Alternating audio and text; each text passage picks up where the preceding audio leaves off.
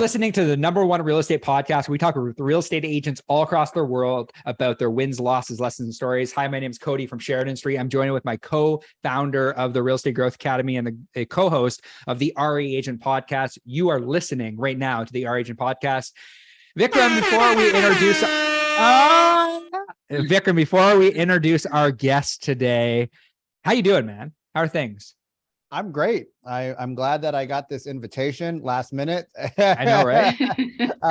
But I think this is our first time that we're recording when we're not sitting next to each other, and it feels a little naked, man. Like it's weird. It does. I'm feeling great. Life is good. We are crushing over here. People are getting some great results in the program. Our clients are winning, and I don't have a Tim Hortons in my hand like Jessica does. Yeah. That's okay. Things are great, man. What about you, bro? Things are good, man. You know, I'm really excited for this guest today. I'm really excited for Jessica Yates because I've watched Jessica grow a lot over the last 5 years that we've known each other. And I'm really excited for you to kind of share some of your wins, your losses, your lessons, your stories today. So why don't you give us on a high level overview on kind of how you got into real estate, what you're up to, give us kind of just a Spark Notes version of your journey in real estate over the last couple of years. When did you get started? Just give us kind of a backstory. Yeah, before real estate, I ran a cleaning company and we would do commercial and residential cleaning in Peterborough.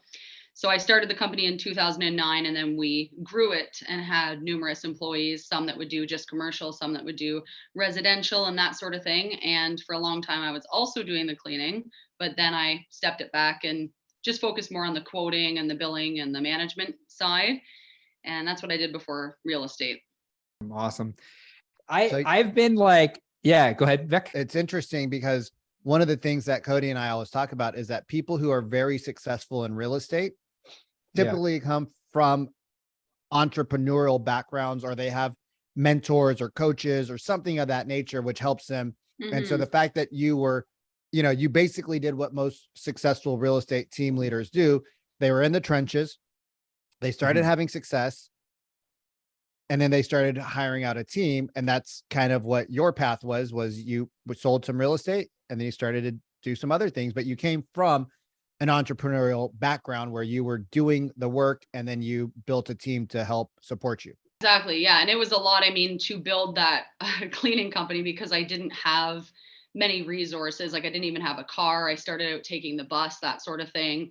And it was pretty intense background. When I say I built it up from the ground, I mean literally walking to cleaning jobs and stuff. And then when I got into real estate, I thought it would be similar in the sense of getting clients and networking, that sort of thing, but a different business altogether, obviously. When I started in real estate, I was still cleaning because you don't get paid for a long time, as you know, when you started in real estate. So it was pretty crazy because I was, cleaning offices and whatnot until 4 a.m., waking up in the morning, doing all my real estate stuff, going back to the offices, overseeing that business. It was pretty intense, but obviously all of the work paid off. It just took a long time.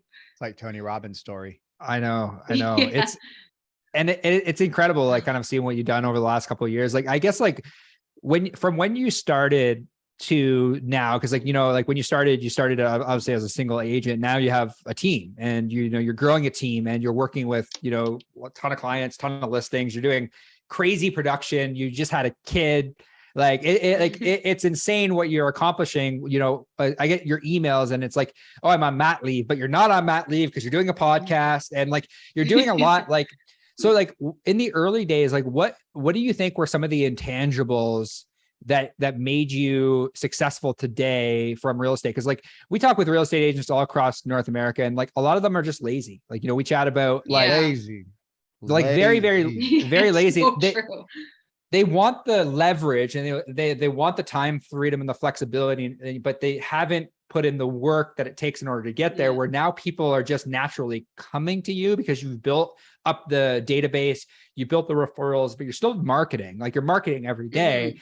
So, but what were some of the intangible things that you did in order to kind of get to where you are today, looking back at when you started your real estate journey? So a lot of it was like back to the basic methods, like meeting people, door knocking, networking, talking to people nonstop, working, all the time, getting out there, doing open houses. And I feel like what you said now, a lot of people don't really want to do all of the work. I think they see the end result and they think, like, I just want that, but they don't realize what it actually took those successful agents to get there. And yeah, there's no like fast track, easy way. There really isn't. So you do need to put in the work. And that's a lot of what I did. Like I would wake up and I had this like marketing schedule where I'd go out and door knock these neighborhoods and sit with these older ladies and drink tea with them in their living room and, all of that stuff, go to networking events and building my database, talking to people, helping people, all sorts of different things. And yeah, it takes time and work, but that's what you got to do. And you get there if you put in the work. Me and Vikram chatted about this the other day. Like, it's like every agent or team, like especially team lead now, has a very similar story. It's like, we did everything we possibly could in order to get to where we are today. Like we did all the things. Like, what would you say to like a new agent who's like deathly afraid to make a cold call or deathly afraid to door knock, and they're like, I don't want to do that? Like, is the answer like just stop bitching and like do the work? Or is the answer like, looking back, is there something that you did that accelerated your growth? Well, I'd like to say it's just stop bitching, because that's what I had to do, but it's not that black and white, I guess. Everyone's different. Some people really aren't comfortable with it, but they're really great at something else. So I don't think like, oh, if you want to be successful, you have to door knock. I don't door knock. I haven't in a long time. I don't like it. I'm not into it. But yeah, I think that people getting into the business should pick like a certain, say, top 3 things that they're really good at and just focus on that. So say social media, open houses, and like sphere of influence or something. And don't worry about trying to do everything, because I think that a lot of realtors get into the business and they see what other realtors are doing, like, oh, this one has a podcast and this guy wrote a book and this guy did that, and they think that they need to do all of the things. But rather than doing all of the things, I think that they need to spend the time focusing on like the top, say, 3 things versus 20 things. It's better to be good at 3 things and do them well than try to grab at straws at all these 20 different things and have it be messy. So yeah, I think you nailed the head. I think you hit the hammer. What is it called? You hit nailed the head to the hammer or some shit like that. Yeah. So I what I liked what you said, Jessica, was this. I was talking to a new agent. He's like, hey bro, I love your stuff.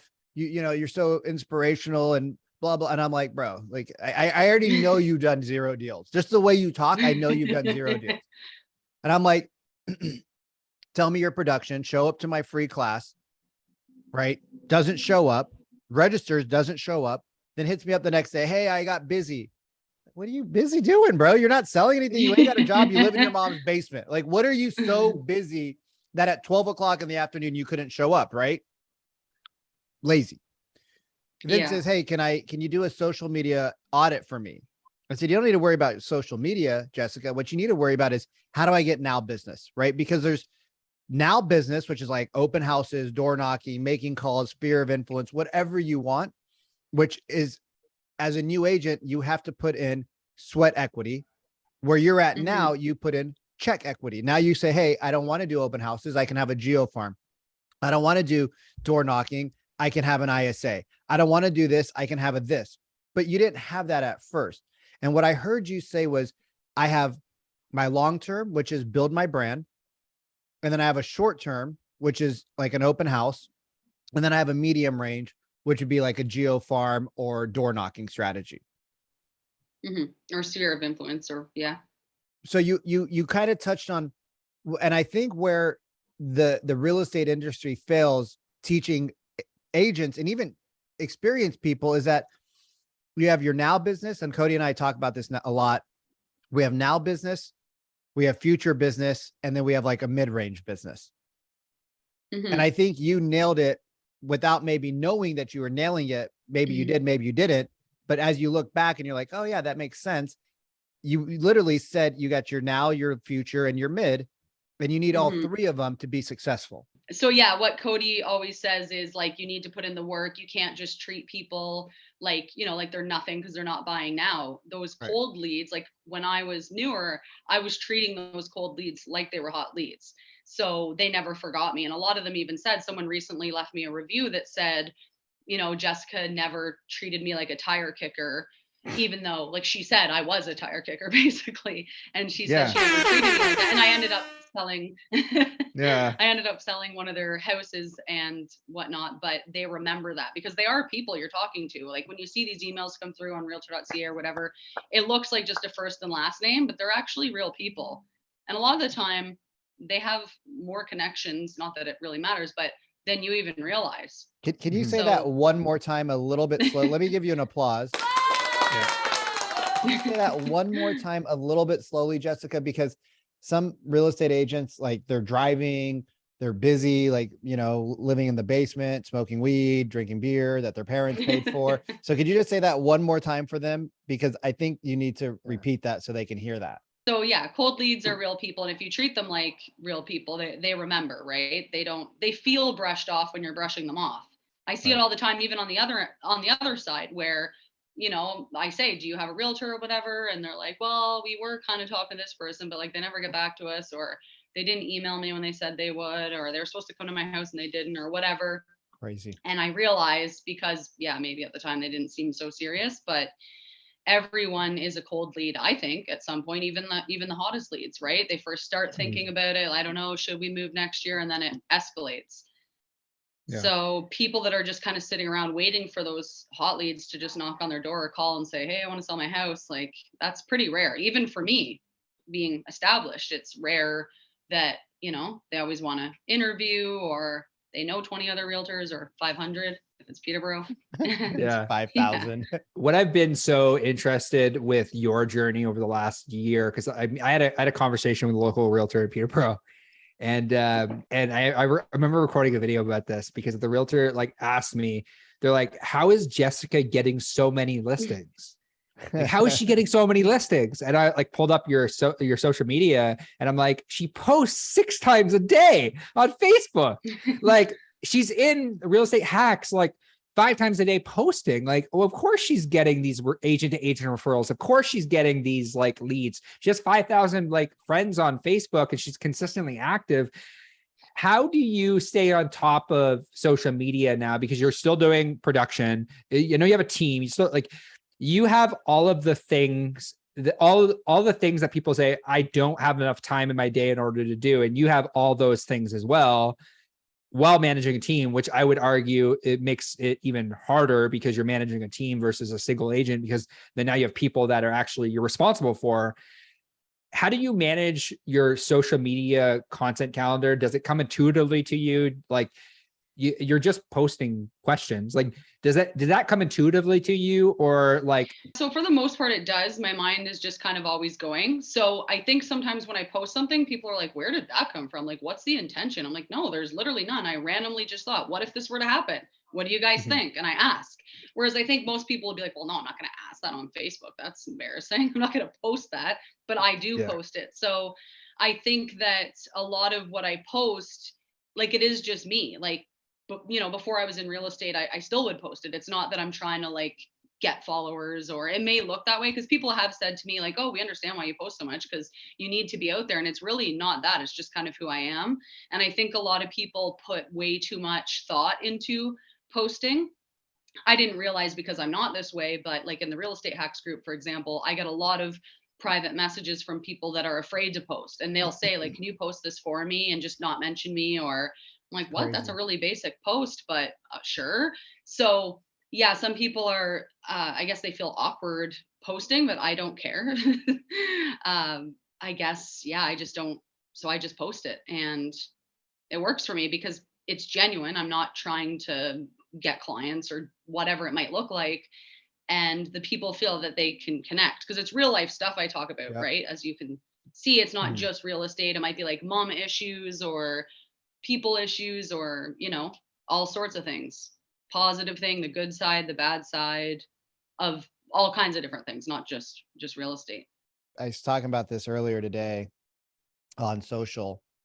When you grow up and you've gone through a lot of adversity, which wasn't manufactured, like you started a business with no car, like you showed up to houses, no car, like taking the bus. right? You might have had to walk a half a mile or a mile from where you're at to the house from the bus station, right? Like when you go through adversity in life, you have a different mindset. Like one of our new clients is a younger man. True. And I asked him, I have a fear of failing. And I was like, why? When was it like, when did that fear come up? And he says, well, when I got out of college. I said, so you never had fear of failure like your whole life? And he's like, no, my life was really good. My parents did everything for me. They took care of me. And, you know, really solid young man, just never had adversity. And when people never have adversity, when they never have to be gritty and figure things out, I think they miss out on that ability to be vulnerable, which is just being real. And like the fact that people reach out to you and they're like, hey, can you post this on my behalf, shows that we have a society that's somewhat broken. Because if you can't even ask a question for help in a group that's built to help people, and yes, there's a-holes in there that show up and flame you and talk shit, but overall, like 90% of people are very supportive in these groups. And and and if they're not, they usually just block you. Right. Like, so, like the 2 or 3 people that might have posted something and you read it, they get kicked out because the groups are very collaborative and supportive, because nobody's going to show up to a group full of a bunch of a-holes. But the fact that people reach out to you, and the fact that you're just like, okay, like, I don't see how that's a big deal, and you just do it. I think that goes a lot to show like how people are able to relate and connect to you on a very personal like level.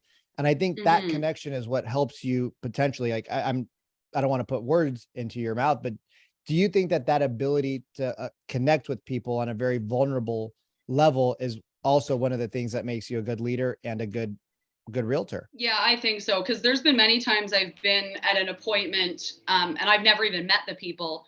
And like the wife will say, for example, like, oh, my husband wanted to use his friend. And she'll be like, and I said, Jessica's our girl. Like, we're using Jessica. And it's like, what? I don't even know you guys. And they know all this stuff about me. And I don't realize, I guess, how much I post sometimes. But they'll say, like, you know, we've been following you forever and we feel like you're our friend. And I just know you do a good job for us. Like, they really feel that. And I've never even met the people. So it's interesting, you know, and it's almost like they feel like they have to, like, I've had people I didn't even know they were selling their house that I've never even met on my Facebook message me and just say like, hey, Jess, I have something to tell you. I'm like, oh, what's going on here? They're like, we listed with somebody else. Like, we wanted to use you, but my husband's friend. I'm like, what? They're apologizing? We haven't even met. Like, so yeah, it's interesting. Wild. How much of that do you think, like from a brand perspective, was manufactured? Like, or was it just, did it just, like, you kind of mentioned it came naturally, but like, what are your thoughts on like brand and like, you know, the know, like, and trust factor, you know, the comment saying like, you know, people buy from people they know, they like, they trust. I'm curious, like this is a 2-part question because I'm really curious. I really do sense you focus more on like depth than necessarily width, which is like, I think ultimately what's created the width in your business, like kind of dissecting what you've done over the last couple of years, you know, and building a team and everything you've done. How much thought goes into that for you? And the second part of that question is it more about Jessica Yates, the person, or like, do you think anything of it has to do with the factors with Century 21, or is that just kind of completely irrelevant? It's all about Jessica Yates, the person. So I think that it is just about me, because I was actually talking to someone about this recently. I'll have clients that will say like, I'll say like, we can meet at my office. Like, where is it again? Are you at Remax? Are you like, oh, and then they feel embarrassed. They're like, I'm so sorry. I don't even know where you work. I'm like, oh, don't be embarrassed. Like, maybe that's a good thing because you only, you know, and often they don't even know where I work, even though it's posted everywhere and stuff like that. I think it does make a difference for support and whatnot, especially as a new agent. You really want the support of a good brokerage. And like, I know with Century 21, we have awesome training programs and there's someone always there for you. If you email, you get an email response really quickly. So you're not waiting, you know, in the real estate group, you probably see people posting all the time, like, my broker hasn't gotten back to me. And it's like, what? Mine would be back to me right away. So it is important for the realtors, you know, the back end and establishing themselves like for their own purpose. But in terms of the public, I don't think they really care. unless maybe someone's jumping around and the public's confused by it and they don't really understand like what's going on. I thought this person worked here and why are they there? Did they get fired? Like they just don't understand that. Usually it's simply just because someone moved or whatever, right? So yeah, I think it's mostly me that they want or that they notice. And yeah. I think to answer that question, Cody, when I got into real estate in 2009, 2008, whatever it was still, Seattle was still a very like hyper local market. It was, even though it was a huge place. And that's like Peterborough as well. Peterborough is a very hyper local market as well. And now so it's interesting that there's bigger like now nobody pays. It's kind of like how, when people started going from business suit to business casual to like now your tattoos are showing everywhere and you're wearing a t-shirt and nobody cares, right? Like, I'm just saying, like when I first started seeing people that were successful with tattoos, because I grew up with like a father that's a doctor that had a shirt and tie, like jacket on, and then he started like losing the jacket, but he still had the suit and the shirt and tie and the slacks on. That was business casual, was like, I'm not going to wear a suit anymore. And so like, he will never go to his office without a tie on. And so like, as I grew up, that was just my norm. And I think as the world has evolved and the world has become bigger because of the internet, people don't care about the company. They care about your company. They care about what Jessica does. They care about who you are. And I think new agents, maybe it might benefit them some. I mean, I started out in a really small, like it was called Real Home Network. And we did like $10 million out of there. And then I was like, I need to go to a different brokerage because it was costing me business. But as I got towards the end part of my real estate days, nobody asked. They didn't care. They're like, oh, what company are you with now? I'm like, do you care? They're like, you already signed the listing paperwork. They're like, well, we just want to know what sign's going to be in our front house. And I think buyers care less than sellers because sellers actually have to for sure. sign. So they don't want it. And they don't care about the name as much as they don't want an ugly sign in their front yard that's got like a bunch of crap on it. They want a good brand, a good looking sign. And I want to come back to Cody's first question. When you hear people say like, hey, we feel so bad that we didn't list with you. And I know you're not the type of person because we've had a couple of now conversations and I can tell you just kind of like do what you do. What would you tell somebody that's scared of posting online? Yeah, just to post that nobody cares about what you're posting as much as you think that they care. It's just a blip in their day, right? They're scrolling, they see it, they scroll, they forgot about you in 2 seconds. So I think people are putting way too much thought into it. Nobody's thinking about you. And I think that, a post or something that you post, even if it's not perfect, that it's better than, a post that might be sloppy or where you get judged or whatever. So I would rather post and say what I want to say. And if I get business and stuff, that's cool. That's a bonus, than not post it all because some guy in like BC might not like me anymore and block me on Facebook. And it happens, but whatever. I mean, I was eating this appointment wasn't on my calendar for whatever reason. And so I was like, dude, I haven't ate all day. So like at the start of this, if you guys watched the start of this, like I was eating beef jerky, a bar, like I was like, dude, my Realtor stomach's food. grumbling, right? Like, I think the humanality of posting is important, right? And I think, as Cody and I have spent a lot of time in Colombia, like he went from the, here's 30 things that you need to do in business to like sharing something super personal about his relationships, sharing personal things about his life. And I think the biggest testament that Cody got was we're sitting there at a restaurant or a bar. I don't know what we were doing. And he goes, yo, and I could feel his emotion. He goes, yo, and I'm like, what's up, man? Like, you okay? He's like, dude, my mom just texted me. I'm so proud of you for putting your story out there. And Cody's been posting online for, you had a podcast with like 250 episodes. You had huge names on your podcast. And it finally, like after, so much time, you felt comfortable sharing more parts of you online. And I think what you said earlier, Jessica, is really important. It's like, you're a multifaceted person, and Web 3.0, like crypto and the metaverse and all this stuff, people want to see the whole picture. And that draws them in to who you are as a human. And you show up and it's like, oh my God, this is my girl. Like, how great is that? Like, this is my girl, yo. Like, honey, your friend's a dumbass. This is my girl. Like, we're using her. I love that.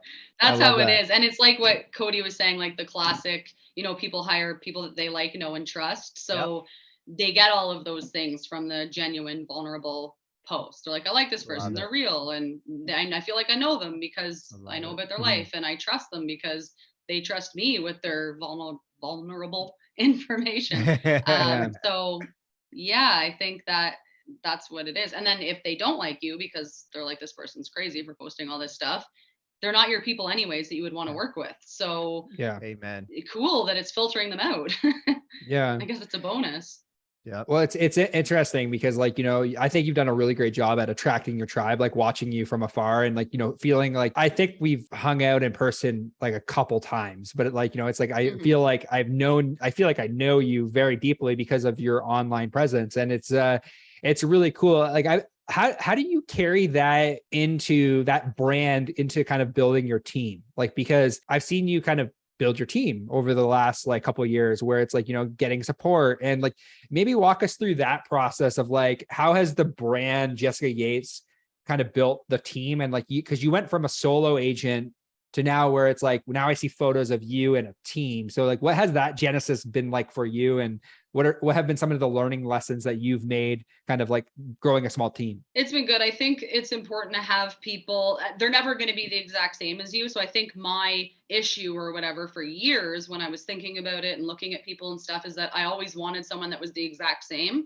But the reality is that no one is going to be the exact same. And who's to say I'm even like the best anyways, right? So having different personality types is good. There's some clients that don't even like my personality type. They think I'm too much for them or whatever. And doing the disc profiling personality testing is a cool way of, you know, figuring out how people are. So having other personalities on the team is nice. And I think the biggest thing too for me is also finding people that are just like, it seems just so obvious, but genuine, with integrity, good people. That is so huge. And I feel like once you have that, that's the main like core of it, then everything else we can adapt to. Like if this person's different than me, or this person's louder or quieter or more shy, or doesn't like this form of looking for clients, that sort of thing. Yeah. So yeah, it's a good combination. I think the biggest thing is, and I've heard it from lots of people looking for team members, they're always trying to find this particular person that doesn't exist because that person is them and they're already them. They can't clone themselves. So maybe it's not a good thing either, even if they could find themselves. I would definitely not want to have a bunch of Vikrams running around my business. Either would I. That would be chaotic as all hell, right? Could you imagine a bunch of your own type, like all the things that you're challenged with, and if you just had a bunch of people that also didn't want to do those things, like that'd be brutal. It'd be horrible. Like, and I think you nailed it. Like when people get into growing a team, they're looking for I want a high charger. I want somebody who's always like, and I'm like, you don't necessarily want that on your as your support, or you don't necessarily want a salesperson like that, because that person might be really driven, but they might be really egotistical as well. Right. So you got to figure it out. How long did it take you thinking about a team before you started your team? Probably like 3 or 4 years. Oh, wow. And what was your first hire? Actually the ones that I have now that are on the team. So over the years, I had people that were helping like behind the scenes, like nobody really knew, it wasn't advertised because I didn't want it to be. And then if we didn't end up working out, I didn't want, it to look messy, like all these people are just leaving my team. So a lot of the time what it was is I'd find great people. I'd find all these great people, but they were more of like a driver type person that I felt would be better off on their own. And like they felt that way too. Right. So they would be like, yeah, it's been great. It's been awesome. I appreciate everything. But like, I want to build my own thing and maybe have my own team one day. And I'm like, although their help was appreciated, just not the right fit for what I needed. Like you want somebody that wants to build your brand on your team. And some people aren't like that. I wouldn't want to be like that. Like there's nothing wrong with it. Yeah. It's just everyone's different. Yeah. Yeah. Like even it's so funny that you say that, because like you kind of brought up disc assessments, and we did that probably in the last 8 months, like really trying to nail down disc assessments. It's really helped our sales team as well, but specifically like realizing that like I'm fortunate because I never ran a disc assessment on Jairus, like my operations director, but he's very much so an SC, like very, very SC. And I'm very like ID, like in the personality type. So like we balance each other out, but I couldn't imagine. DIC. Yeah. Well, yeah. It depends on the day. It depends on the day. Sometimes, sometimes I'm an IDC and sometimes I'm a DIC. It all depends. But like, you know, it's like so important to have like the right support team behind you in order to kind of get to where you want to go. So like, what are like some of the goals for you now having the small team? Like, are you looking to build a larger team? Like what, like, where does Jessica see herself in the next 3 to 5 years with her team? I think we probably want to grow it a little bit bigger. I don't want, as weird as it might sound, like some huge team with like 30 people on it or anything. I don't want it to get kind of out of hand. Although I know the teams that are like that, they're not out of hand. Just for me and my life and with young kids and whatnot, I feel that I just want it a certain way, and maybe in the future a few more people. But as it stands right now, it seems to be going pretty well with me and the 2 others and our admin. So we seem to be able to handle it. And in the future, yeah, we'll probably add more people. Like I've recently put out ads to look for people to join, because I feel that it's such a process to find the right fit that I don't want to end up in a situation where we need to find someone and we're like, what are we going to do? Just have anyone join? So yeah. What are some intangible things that you're looking for in the team? Like you mentioned, you have the admin and you have the 2 other people. Like what are some things that are important to you when going out and trying to find that next right person? So somebody that's a good person, has integrity and whatnot, and even in their own like personal life, because I kind of used to feel like, well, whatever they do in their own personal time is not my business. But then I realized that, yeah, if somebody's not a good person to their family and their friends, like who am I? Right. So being a good person, having integrity is important, and being a hard worker and somebody who gets it, who's willing to go out and do the work to get the clients and build the team, and understands that it's like not just like a free ride, or that they're just gonna, you know, sit back and me do everything. So somebody that, yeah, really wants to build up the team and wants success for themselves and their family too, because financially the sky can be the limit if they're willing to put in the work. So somebody that understands that and sees that, and kind of adds value to the team, like has a good personality and you know, just really cares about the clients as much as we do. When you bring on a team member, let's say a sales agent, do you structure them as like, okay, first you're going to start out as an ISA, then you're going to be a buyer's agent, then you're going to be a listing agent, or do you try to teach them everything all at once?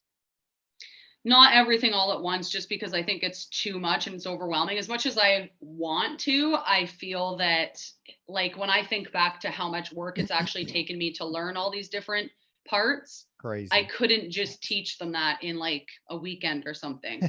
So as much as I feel like in my head, like, oh, you can do it, it's fine. It's like, wait, no, it's not fine. Like the reason you think it's fine is because you've done it so much, but it isn't fine to just have a brand new person thrown into taking care of somebody's biggest investment and dealing with multiple offers on their property or something.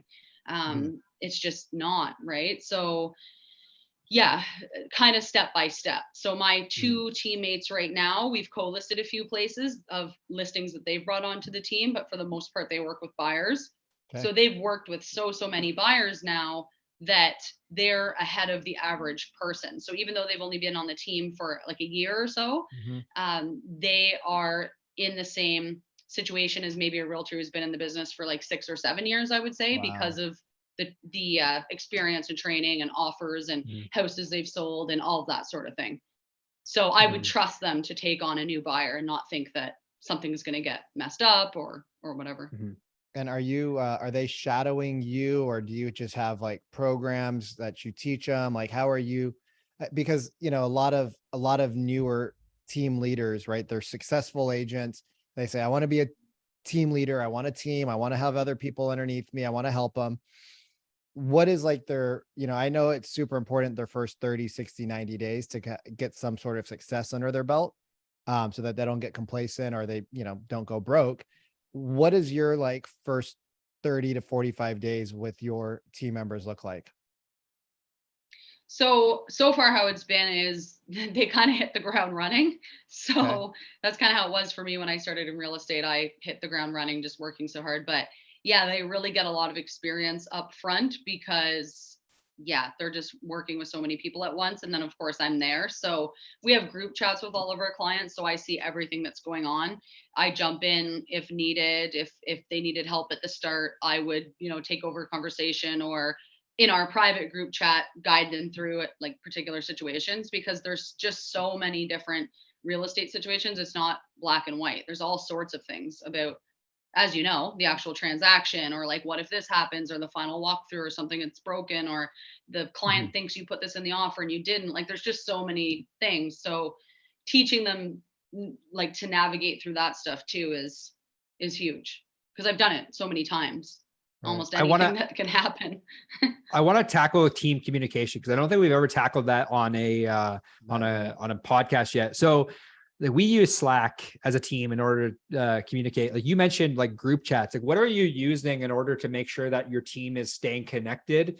Like, are there, you mentioned group chats. Like, how are you getting your clients into the group chat? Like, what is the process look like of making sure that you can essentially create the quality control you're looking to create, but also train them? Like, what does that process look like? So we actually just use WhatsApp. So we have our own team group chat with me, our admin, the buyer's agents, and then we have a team leads group chat where all the leads just go. We don't really talk. I just send them there and maybe a brief overview. And then we have group chats with all the clients. So all three of us are in it, well, and our admin and the clients. So at first I was hesitant because I'm like, do people even know what WhatsApp is? And I would say 99% of people are like, yeah, I have WhatsApp. I thought it was going to be a problem, but it's actually been great and everyone has it and they love it. So the occasional person will say like, no, I'm not downloading some app. And we just have like a Facebook group chat with them or a texting chat. But 99% of people are in WhatsApp and it works out great for communicating back and forth. So that's what we do. And then when we join the group chat, we kind of have an introductory message that like we copy and paste to each chat. So it just says like, hi, Jen and Steve, like, welcome to the chat. As mentioned on our phone call, this has Jessica, Ashley, Kyle, and Kayla, and we have you set up with the listings. Like, it explains everything thoroughly in a message, so there's no miscommunication. So we've kind of made templates as well for all of the different things to make sure nothing's left out. Before, it would be like a little detail was left out here and there. So it's like, oh, right, maybe we should remind them, you have to accept the listing emails because of the spam laws and stuff, like just little things. So we've like compiled it into these different things to send to them along the whole journey. You're communicating with your clients through WhatsApp and you put your whole team on it. Yep. These are the small, minute details that like 99.99% of realtors, especially single agents, aren't doing. Like we do this internally as well. Like we have Slack channels with all of our clients.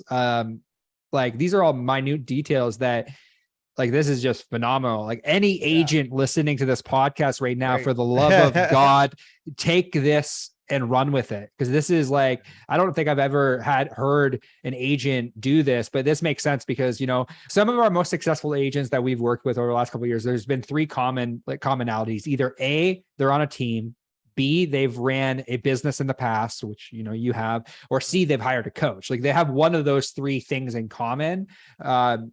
That's phenomenal. Like this is really good. If you're listening, that kind of blew my mind that you put a Slack channel for all of your client. I'm sorry, WhatsApp channel for all of your clients and your team. Like, that's pretty mind blowing. That's it's awesome. I'm like everything's in the chat. Like you can search back like at conversations, pictures. You can put files in there and everything. Everything stays like for the whole time. Yeah, so it's if perfect. you ever have a problem either with communication down the road and there's an issue and the client says, well, you didn't tell me that, it's right there in the WhatsApp and it's on the email. Like there's three forms of different communication that we told you about this. Like it really helps you guys to cover your bases. Well, and you can also send voice memos in there too. Yeah. So if like my two buyers agents are working with a client and I'm like, oh, I really need to give this client some advice here, I can just jump in and say like, hey, Steve, just wanted to mention to you. And I send them like a 2-minute voice memo and they like love it. The client will be like, wow, thanks, Jessica, for jumping in on that. That's great. That's a good point. So they really feel like I'm there and paying attention, not just passing them off to people and whatnot. Maybe. No. Yeah, so it's good. I like that, and just all the different systems. Like systems are huge. I'm obsessed with systems for everything, not just real estate. I just think it's the best way. Like our admin has systems, the WhatsApp chat, we have a whole systems thing, so everything gets done. Because everyone's like, how are you doing all this? I'm like, I feel like I'm doing way less than everybody else. Everyone else is like running around like the chicken with their head cut off, like all these realtors. I'm like, I'm hanging out drinking tea. Like, what are you guys doing? Well, that now I am. The busy person isn't necessarily the productive person. I always say like to my uncle who's got more money and business stuff going on than anybody I know, I say, you have so much time. He's like, I built it into my life, right? Like the more leverage you get, the more it allows you to do other things, but the more leverage you get, the more it allows you to actually go out and produce super high income activities, right? Like Alex Hormozy talks about it. He says a lot of people get leverage and they go to the beach and then they can't afford their leverage anymore. Whereas successful people, they get leverage and they're like, cool, now I don't have to mow my lawn. I can work for an extra hour. Cool. Now I don't have to do the contracts. I can work for an extra hour. Cool. Now I have a buyer's agent. I can create systems that make my team better instead of like going to the beach for 6 hours a day. And then people like, I don't know why I don't have any money. I'm like, you've been fishing for 42 hours this week and now you can't afford your rent because you weren't at the office at all. So I love it. Yeah, it's huge. And sourcing out the other stuff too, like you said, mowing the lawn. Sorry, go ahead. No. It's your show. We're just here taking notes. Sourcing out things like cleaning and whatnot. It makes like, I think I pay to have my house cleaned the equivalent of like one real estate transaction a year. So I would rather not spend all my weekends cleaning my house and sell one more house a year. So it just makes sense. You know, I want to just throw something out, and I know we got to wrap this up here, but people feel this weird guilt or shame around hiring other people to come into their home and do things. Like I was making so much money and I was talking to my mom one day, like 8 years ago. And I was like, she's like, what are you doing? I'm like, oh, I have to clean the fridge out and I got to do my laundry and, the floors are dirty. The dog got nervous and shit everywhere. And she's like, you don't have a cleaner? And we grew up with the cleaner in our house every day.